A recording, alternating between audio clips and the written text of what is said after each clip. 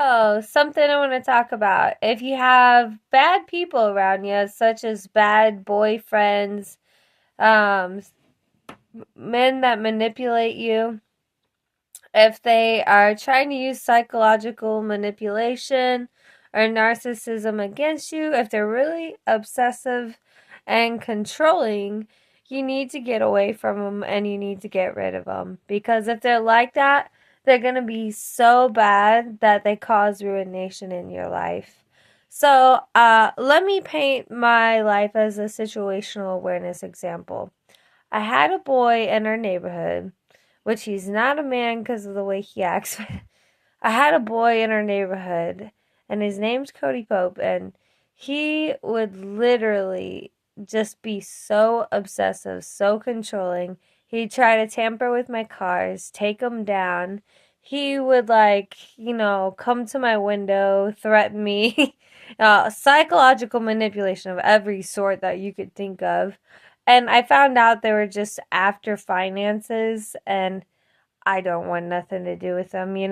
And so the thing is, us women, whenever we are looking for someone, we need to be aware that we never choose a man that's obsessive, controlling, someone that threatens us or tries to hurt us or harm us is not acceptable as a spouse, a boyfriend, a wife.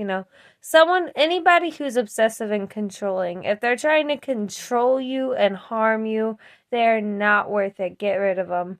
Just get rid of them because those are the type of qualities you have to avoid to enjoy the goodness and the life, the quality, having the quality of life in your life that you deserve, right?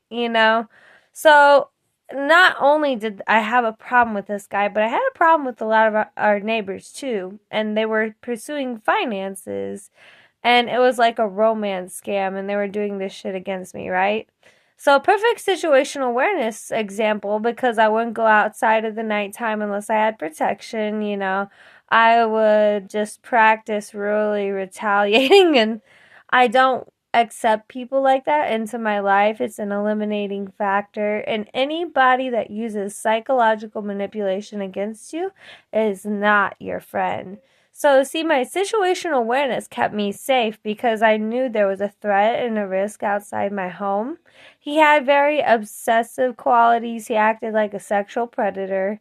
So he was like really sexually predatory and he was after sex and I'm not ever going to give it to him, you know what I mean?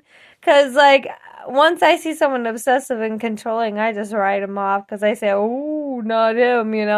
Not that guy. He's out of my list. So to me it's an eliminating factor, and to him, he thought he was going to win something big. But he was a criminal. He should have been a registered sex offender, right? But he's one of those guys that get away with everything and doing shit to women. So it was him and then his girlfriend. In between him and her, they wanted to kill me.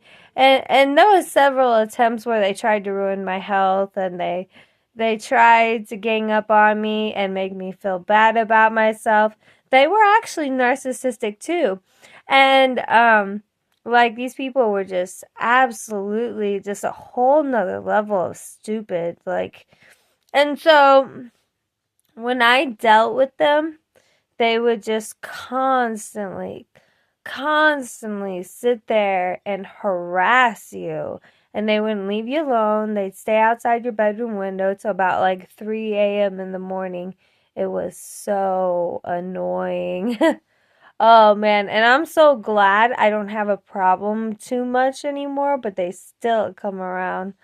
Anyhow, the biggest thing I can tell you learning from that situation is that if they're obsessive and controlling, that you have to get rid of them.